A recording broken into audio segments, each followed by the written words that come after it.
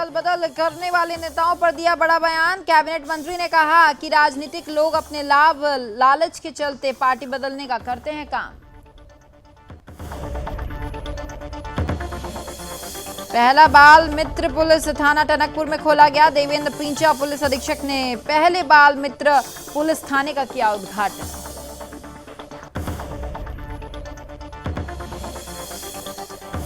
दिनेशपुर में पंडित की तरफ से विधिवत मंत्रोच्चारण के साथ मां दुर्गा की मूर्ति का किया गया विसर्जन। महिलाओं ने नम आंखों से दी मां दुर्गा को विदाई।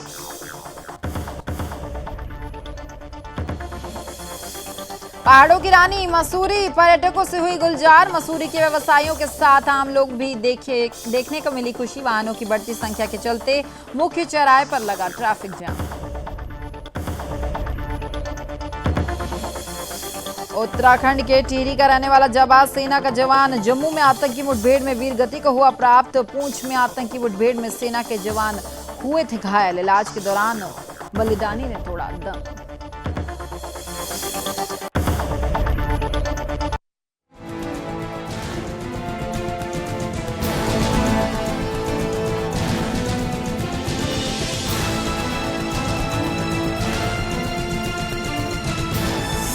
आप देख रहे हैं सुदर्शन न्यूज।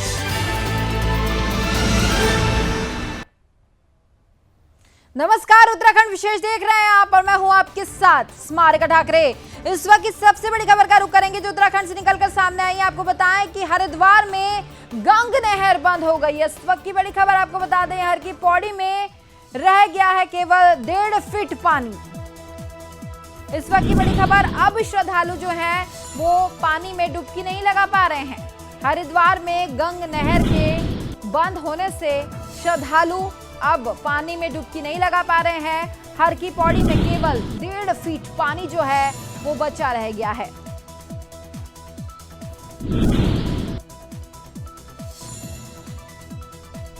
इस वक्त की एक और बड़ी खबर का रुख करेंगे, उत्तराखंड से निकलकर सामने आ रही है। आपको बताया उत्तराखंड में एक बार फिर से मौसम बदलने वाला है। इस वक्त की बड़ी खबर आपको बता दें, रविवार और सोमवार को भारी बारिश के आसार भी उत्तराखंड में नजर आ सकते हैं। मौसम विभाग ने ऑरेंज अलर्ट जारी करके चेतावनी दी है। आपको बताएं कि उत्तराखंड में एक बार फिर से मौसम अपना रुख बदलने वाला है। अगले 2 दिनों में यानी रविवार और सोमवार में भारी बारिश के आसार जो हैं वो नजर आ रहे हैं। मौसम विभाग ने ऑरेंज अलर्ट जो है वो जारी कर दिया है।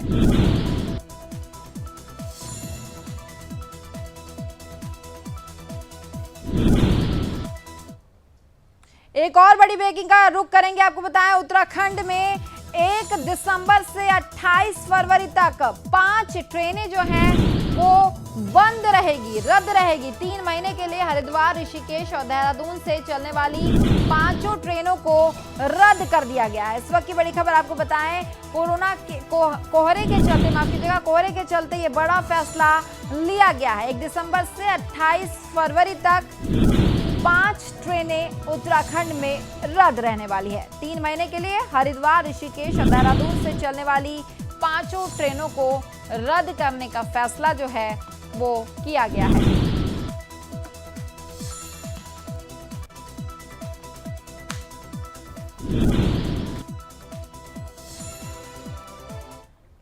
तो बढ़ेंगे आगे। बाजपुर में उत्तराखंड सरकार के कैबिनेट मंत्री रहे अरविंद पांडे ने दल बदल करने वाले नेताओं पर बड़ा बयान दिया है। कैबिनेट मंत्री ने कहा कि कुछ राजनीतिक लोग अपने लोभ और लालच के चलते पार्टी बदलने का काम करते हैं, लेकिन किसी भी नेता के दल बदल करने से किसी भी पार्टी को कोई नुकसान नहीं होता है। आपको ये बता दें कि उत्तराखंड सरकार में कैबिनेट मंत्री रहे यशपाल आर्य के कांग्रेस में वापसी करने के बाद बयानबाजी का दौर शुरू हो गया है, जिसके चलते बाजपुर पहुंचे कैबिनेट मंत्री अरविंद पांडे ने दल बदल करने वाले नेताओं पर बड़ा बयान दिया। इस दौरान अरविंद पांडे ने दल बदल करने वाले नेताओं को घटिया बताते हुए कहा कि किसी के आने जाने से किसी भी दल को कोई नुकसान नहीं पहुंचता है। इस दौरान उन्होंने यशपाल आर्य पर निशाना साधते हुए कहा कि अपने स्वार्थ और परिवार को राजनीति में आगे बढ़ाने के लिए कुछ लोग पार्टी बदलने का काम करते हैं, जिन्हें रोक पाना किसी के भी बस में नहीं है।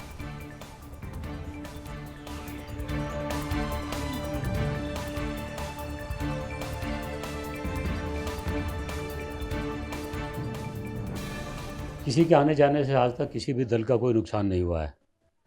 नुकसान होता है।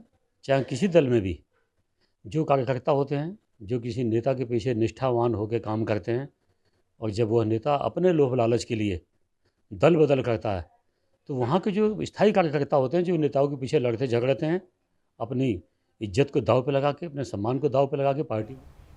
तो वहीं टनकपुर में पहला बाल मित्र पुलिस थाना खोल दिया गया। आपको ये बता दें कि इस थाने में बच्चों को डोरेमोन, छोटा भीम, मोगली समेत कई दोस्त मिलने वाले हैं। आपको ये भी बताते चलें कि पीड़ित आगंतुक और किसी घटना से जुड़े बच्चे जब थाने में आते हैं तो वह असहज महसूस करते हैं, और साथ ही पूरे प्रदेश के सभी जनपदों में एक एक थाने में बाल मित्र थाना बनाए जाने के निर्देश पुलिस मुख्यालय की तरफ से दे दिए गए हैं।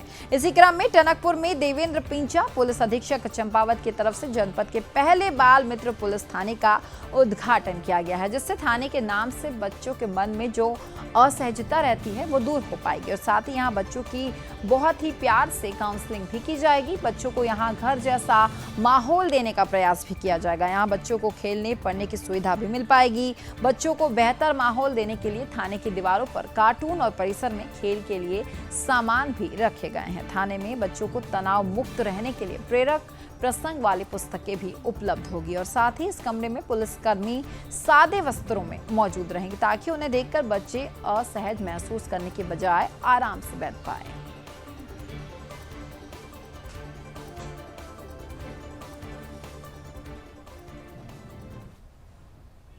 उत्तराखंड पुलिस के द्वारा सभी जगहों पर बाल थाने खोले गए हैं। इसी क्रम में कल चंपावत जिले में थाना टनकपुर में एक अलग से बाल मित्र थाना खोला गया है। इसमें जो भी बच्चे हैं वो किसी अपराध से ग्रसित हैं, पीड़ित हैं, उन बच्चों को अगर उनकी काउंसलिंग करनी है, उनको एक सेफ और माहौल प्रदान करना है, या उनसे कोई भी बातचीत करनी है, पूछताछ करना है, इसके लिए बाल मित्र थाना बनाया गया है। इसका कल उद्घाटन हमारा। अब खबर दिनेशपुर से है, जहां पंडित की तरफ से विधिवत मंत्रोच्चारण के साथ मां दुर्गा की पूजा और मूर्ति विसर्जित कर दी गई, और दुर्गा पूजा हर साल की तरह इस साल भी समाप्त हुई। महिलाओं ने नम आंखों से मां को विदाई दी है। इस दौरान महिलाओं ने देवी मां को सिंदूर लगाकर पूजा अर्चना किया, और साथ ही सिंदूर की होली खेलकर महिलाओं ने मां से पति के दीर्घायु की कामना भी की। आपको ये बता दें कि दुर्गा पूजा के 5 दिवसीय कार्यक्रम में क्षेत्र के लोग, खास तौर पर बंगाली समाज के लोग, बड़े ही धूमधाम के साथ देवी दुर्गा मां की पूजा कर अर्चना करते हैं।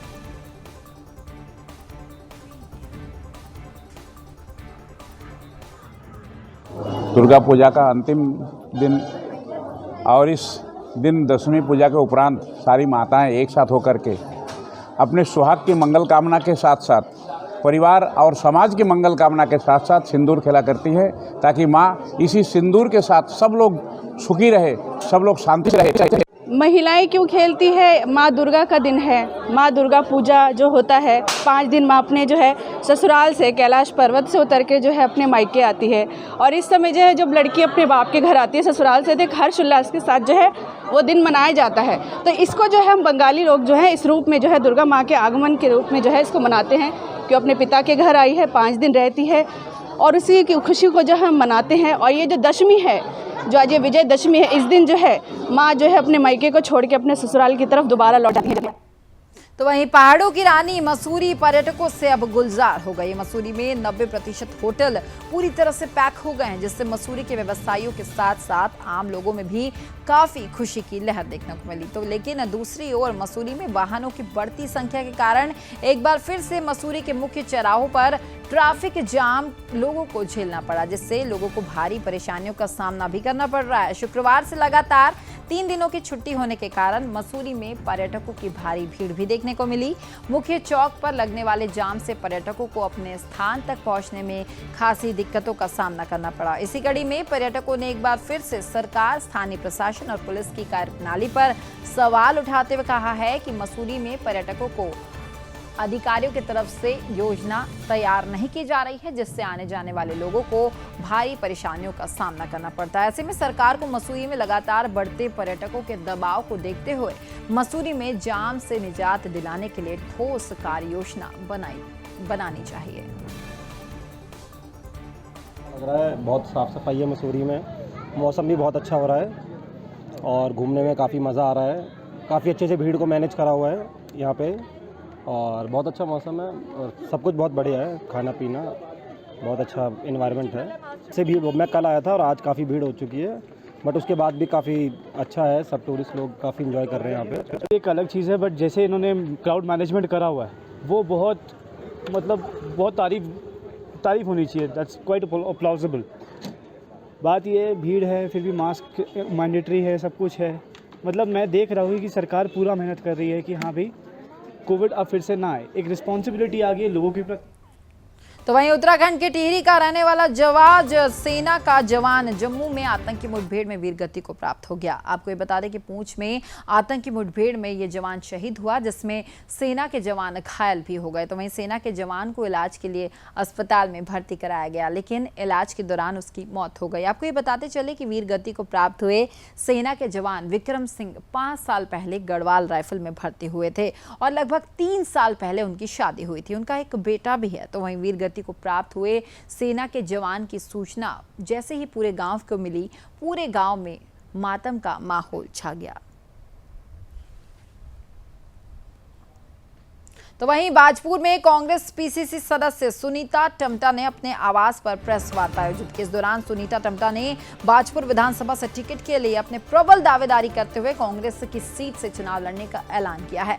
आपको ये बता दें कि उत्तराखंड सरकार में पूर्व कैबिनेट मंत्री रहे यशपाल आर्य के कांग्रेस में शामिल होने के बाद बाजपुर में टिकट को लेकर चर्चाएं बनी हुई हैं। इसके चलते कांग्रेस पीसीसी सदस्य ने पत्रकार वार्ता करते हुए कहा कि वो बीते लंबे समय से बाजपुर में कांग्रेस पार्टी के लिए लगातार काम कर रही है और साथ ही उन्होंने ये भी कहा कि उन्हें पार्टी शीर्ष नेतृत्व पर पूरा विश्वास है। उन्होंने कहा कि मेरी दावेदारी बाजपुर से प्रबल है और मैं बाजपुर से ही चुनाव लड़ूंगी।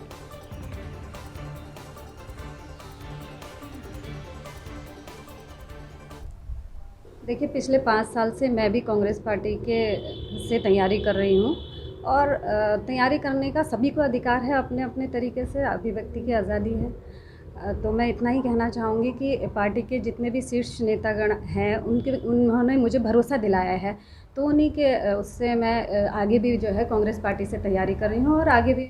तो वहीं पिछले 2 महीनों से वेतन न मिलने से नाराज पर्यावरण मित्र अनिश्चितकालीन हड़ताल पर चले गए, जिससे नगर की सफाई व्यवस्था पूरी तरह से चरमरा गई है। तो वहीं नगर पालिका के कर्मचारी भी पर्यावरण मित्रों की मांग को देखते हुए समर्थन में उतर आए हैं, जिससे कामकाज पूरी तरह से ठप हो चुका है। वेतन नहीं मिलने से पर्यावरण मित्रों के सामने आर्थिक संकट भी पैदा हो गया है। दरअसल लंबे समय से नगर पालिका अध्यक्ष और 4 सभासदों में निर्माण कार्य को लेकर तनातनी चल रही है, जिससे उनकी तरफ से बोर्ड बैठकों का बहिष्कार किए जाने से पालिका का बजट ही पारित नहीं हो पाया।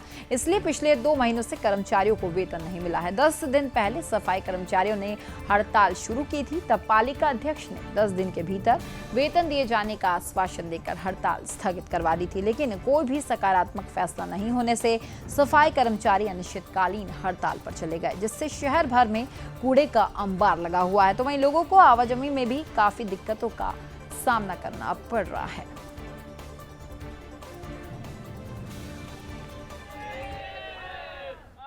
शासन में मामला चल रहा है, गतिमान है, कार्रवाई चल रही है। जैसे ही वहाँ से अनुमत हो जाएगा बजट तो वेतन दे दिया जाएगा पूरे 2 महीने का। बाकी 3 भी हो जाएंगे तो 3 का भी दे देंगे। सर बहुत दिक्कत हो रही है, वेतन नहीं मिल रही है हमारी। राशन पानी देने के लिए भी ज़्यादा लोग मना कर रहे हैं और हमारी बच्चों की फीस भी जाने के लिए है। बैंकों से प्रेशर पड़ रहा है हमें। 3 महीने से तनख्वाह नहीं मिली है, तो इस वजह से हम धरना पर बैठे हुए हैं। हमारी वेतन आज ही दे दो तो आज ही हम अपने काम पर चले जाएंगे। हमें कौन सी खुशी पड़ी है कि हम काम छोड़ के यहाँ बैठ गए। मैं वीरेंद्र कुमार, नगर पालिका परिषद गोचर, पर्यावरण मित्र। सर, हमारा जो धरना प्रदर्शन चल रहा है वो कोई हमारा व्यक्तिगत मामला नहीं है, कोई खुशी का मामला नहीं है, जो कि हम पब्लिक को यूं के तू कूड़े के ढेर पर चलने के लिए छोड़ें। लेकिन ये एक हमारी बहुत मजबूरी के कारण आज हमें ये।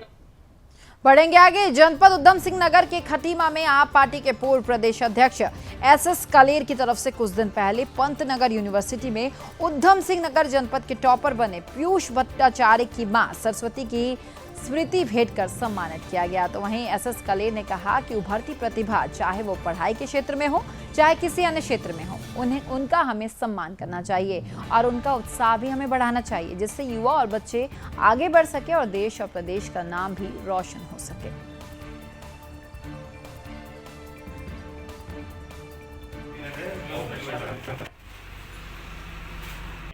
यूनिवर्सिटी में पहला स्थान संघर्ष से पहला स्थान करा, इसकी हमें खुशी हुई और हमें पूरे क्षेत्र को, इसके परिवार को बधाई देने आए, इस बच्चे का हौसला बढ़ाने के लिए आए।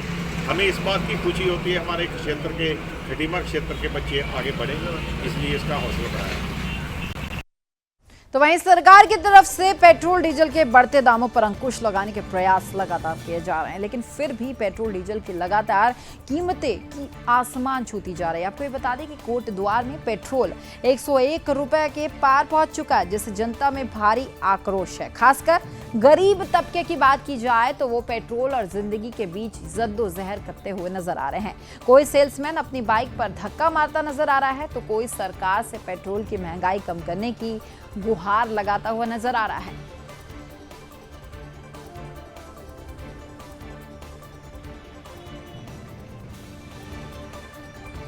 आग लगी पड़ी है पूरी। जैसे भारत सरकार ने मौजूदा टाइम पर 101 रुपये तेल कर रखा है। आने से पहले सरकार ने बोला गया था कि 35 से 40 रुपये पर लीटर तेल मिलेगा, पर ऐसा कुछ नहीं हुआ है। सिर्फ उसने जितने भी वादे किए, जुमले किए हैं, हालत ख़राब है 101 रुपये तेल भराने में। और जैसा कि लग रहा है कि ये शायद से 150 रुपये पर लीटर पहुंचेगा ही पहुंचेगा। मैं सर यहाँ से डुगड्डे से आ रहा हूँ। तो गाड़ी पे धक्का क्यों मार रहे हो? गाड़ी पे धक्का मैं मार रहा हूँ, पेट्रोल महंगा हो रहा है, कहाँ से पेट्रोल डलाऊँ। अब मुझे जो है पैसा है नहीं, कारोबार है नहीं, इतने महंगाई पे महंगाई बढ़ी है और कहाँ से क्या करना है। बस दिमाग बहुत परेशान है, हालात बहुत परेशान है, इतने परेशान है कि ना तो बच्चों को पाल सकते हैं सही से, ना पढ़ाई लिखाई करा सकते हैं हम अपने बच्चों के बारे में। सर हम तो तेल के बारे में नहीं सोचेंगे। हमारा देश, हमारे मोदी प्रधानमंत्री जी जो है बहुत ऊंचाइयों पे ले जा रहे हैं। हम मोदी जी का पूरा साथ देंगे। 500 लीटर तेल 500 रुपये लीटर भी हो जाएगा, हमें कोई गम नहीं। हमें देश की चिंता है। आज जब से हमारे मोदी जी प्रधानमंत्री बने, हमारा देश नंबर 1 पे चल रहा है। पूरे देश हमारे देश के गुणगार हैं और हमारे देश। तो वहीं मसूरी में दशहरे के पावन पर्व पर शहर में कोरोना गाइडलाइंस को लेकर कई कार्यक्रम आयोजित नहीं किए गए। आपको ये बताएं कि पहले दशहरे में मुख्य चौराहे पर रावण दहन किया जाता था, लेकिन इस बार कोरोना को लेकर मुख्य चौराहों पर रावण दहन नहीं किया गया, जिसको लेकर बच्चों में खासी मायूसी भी देखने को मिली। इसी कड़ी में घंटाघर क्षेत्र के बच्चों ने दशहरा का पर्व अपने अंदाज में मनाया, जिसको लेकर छोटे छोटे बच्चों ने अपने आप रावण तैयार कर उसको विधिवत ढंग से आग के हवाले कर दिया और दशहरे की खुशियां मनाई। आपको ये बता दें कि कोरोना काल से पहले मसूरी में सनातन धर्म मंदिर समिति की तरफ से दशहरा का पर्व बड़े ही धूमधाम के साथ मनाया जाता था। साथ ही गांधी चौक पर, पिक्चर पैलेस चौक पर रावण दहन का कार्यक्रम आयोजित किया जाता था और सामाजिक संस्थान की तरफ से विशाल मेले का आयोजन भी किया जाता था, लेकिन इस बार किसी भी तरह का कोई भी आयोजन नहीं किया गया है। और मेरे दो फ्रेंड्स ने बनवाया है मेरे साथ। तो कैसे बनाया आपने, कितनी मेहनत करी है? मैंने इसके साथ बहुत मेहनत करी है और बाजार से पटाखे वगैरह लाए हैं, शीट्स वगैरह सब इसके साथ आई है। बहुत ज़्यादा मेहनत करी है, तो ऐसे ही करते रहे। अच्छा लग रहा है बहुत। आज मतलब रावण का वध हुआ तो बहुत अच्छा लग रहा है। और मैं सबको यही कहना चाह रही हूँ कि अब ये जो लॉकडाउन लगा है उसके वजह से हम दशहरा नहीं सेलिब्रेट कर पा रहे, बट अगर आप ऐसे करते हो, ऐसे रावण बनाते हो, तो आप बना भी सकते हो। मसूरी में भीड़ भी है, दशहरा भी है, लेकिन दशहरे का जो मेला जिस तरीके से होता था वो विगत 2 सालों से नहीं हो रहा है। लेकिन हमारे को बड़ी खुशी हो रही है कि जो यहाँ पे बच्चे हैं उन्होंने रावण भी तैयार किया है और इसको बड़े धूमधाम से मना रहे हैं और ये अपनी संस्कृति को बचाने का एक बहुत तो वहीं रामनगर में उस समय हड़कंप मच गया जब एक व्यक्ति का शव ग्राम बेला में बरामद किया गया। ये बताया जा रहा है कि 6 दिन पहले व्यक्ति अपने घर से काम करने के लिए गया था, लेकिन फिर व्यक्ति अपने घर वापस नहीं लौटा, जिसके बाद परिजनों ने व्यक्ति के लापता होने की एफआईआर थाने में दर्ज कराई और पुलिस ने मामला भी दर्ज कर लिया। लेकिन फिर आज व्यक्ति का शव गाँव में ही मिला, जिसके बाद स्थानीय लोगों ने इसकी सूचना पुलिस को दी और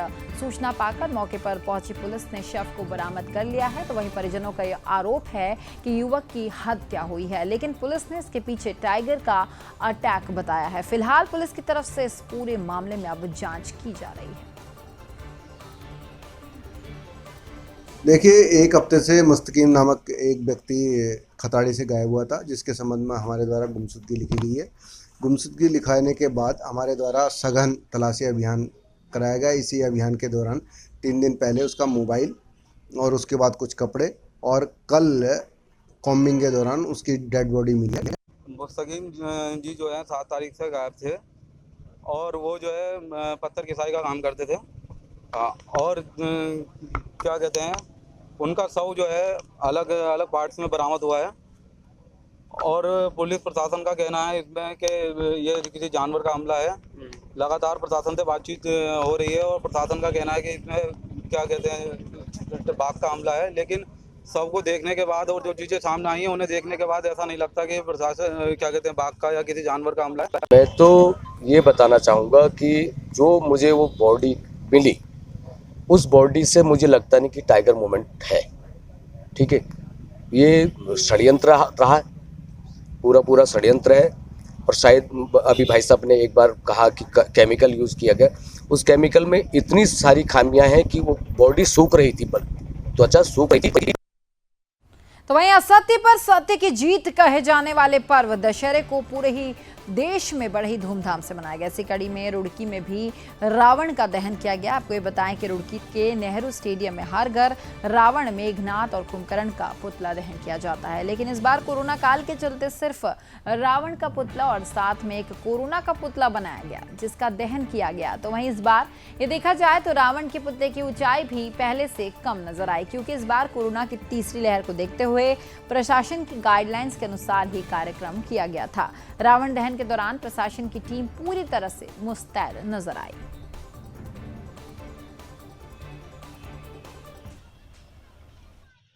नेहरू स्टेडियम में हमने बनाए हैं जी, एक रावण बनाया और एक बनाया है हमने वो कोरोना का। कितनी लंबाई है रावण की? लगभग रावण की लगभग 55 फुट लंबाई है जी। 55 60 हाँ 60 जैसे हर बार लंबाई थोड़ी ज़्यादा होती थी, इस बार कम है, क्या है कारण इसका? वो इस बार कमेटी वालों ने जैसे हमें बताया हमने ऐसे बनाया जी। अच्छा, और इसकी लंबाई कितनी है लगभग? इसकी लंबाई जी 45। सब लोग बाहर निकले, एकदम आज़ादी सी लग रही है और जैसे बच्चों में बहुत उत्साह है इसके रिगार्डिंग और बहुत देखने में अच्छा लग रहा है। एक तरीके से आज़ादी सी महसूस हो रही है कोरोना के। तो शाम को आज मेले में प्रतिभाग करेंगे सब? बिल्कुल जी, सारा पूरे परिवार के साथ हम लोग आएंगे और आज़ादी के लिए इसका आयोजकों के द्वारा कहीं ना कहीं कोरोना का पुतला भी बनाया गया है, इसको लेकर क्या कहना चाहेंगे आप? ये पुतला बहुत अच्छा है जी और साथ में कोरोना का भी है, तो ये बड़ा अच्छा लग रहा है देखने में। तो वहीं कांग्रेस के प्रदेश अध्यक्ष गणेश गोदियाल अपने दौरे पर सतपुली पहुंचे, जहां कांग्रेस कार्यकर्ताओं ने कांग्रेस के प्रदेश अध्यक्ष का जोरदार स्वागत किया, जिसके बाद सतपुली स्थित लगातार इसमें लोग भी मौजूद रहे और निजी रिसोर्ट में गणेश गोदियाल ने कार्यकर्ताओं के साथ एक बैठक की। बैठक में अपने संबोधन में गणेश गोदियाल ने कहा कि जनता मन बना चुकी है कि राज्य में कांग्रेस की सरकार जाए और साथ ही उन्होंने कहा कि टिकट के दावेदार बहुत है, लेकिन टिकट एक को ही मिलेगा, तो एक मत होकर सभी कार्यकर्ताओं को आने वाले विधानसभा चुनाव में अपने प्रत्याशी को पूरे दमखम के साथ जिताना। इस दौरान गणेश गोदियाल ने बीजेपी पर जमकर निशाना भी साधा है।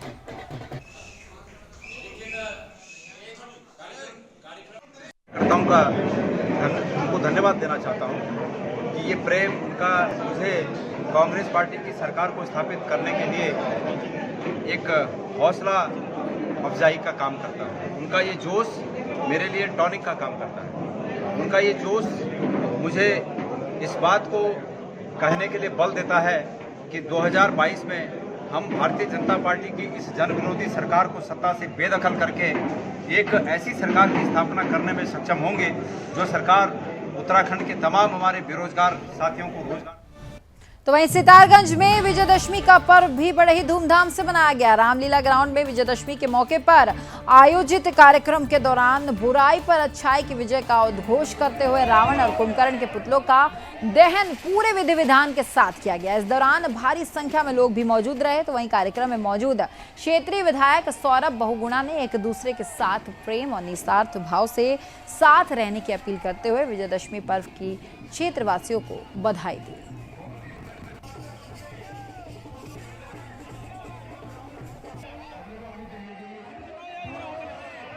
देखिए, आज मेरी तरफ से मेरे हर वर्ष की बात ही इस वर्ष भी विजयदशमी का पर्व अच्छाई बुराई।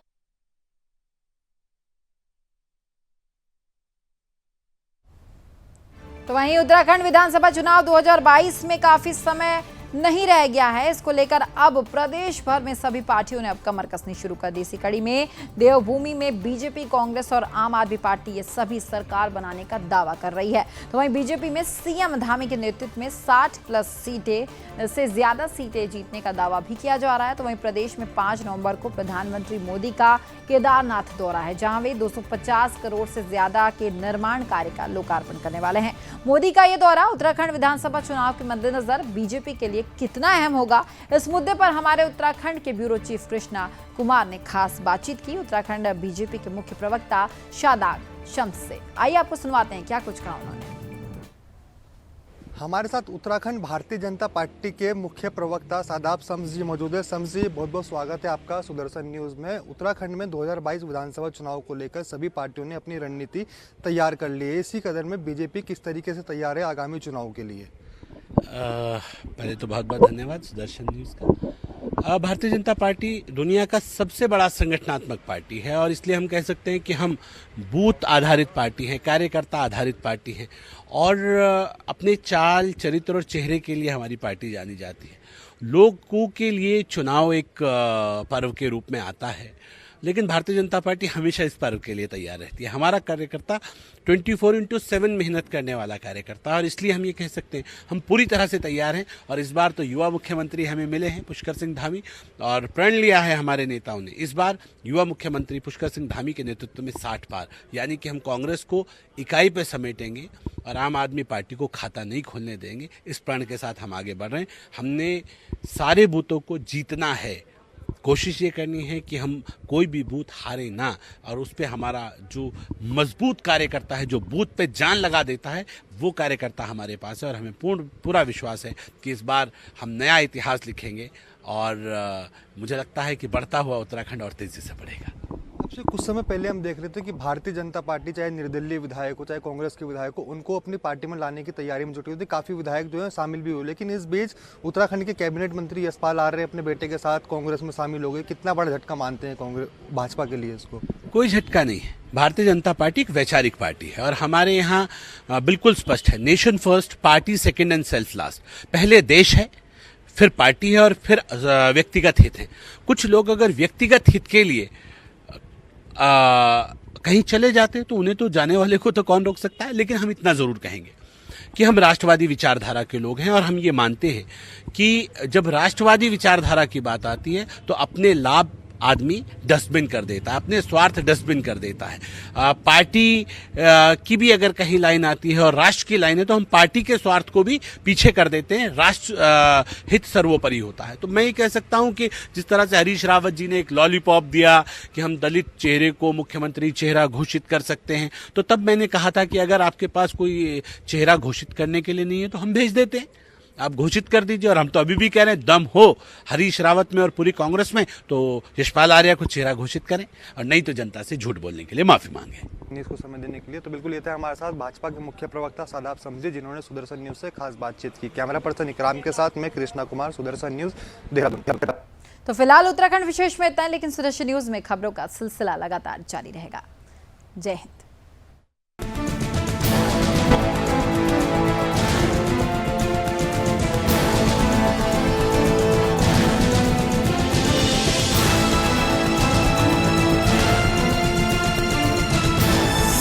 आप देख रहे हैं सुदर्शन न्यूज।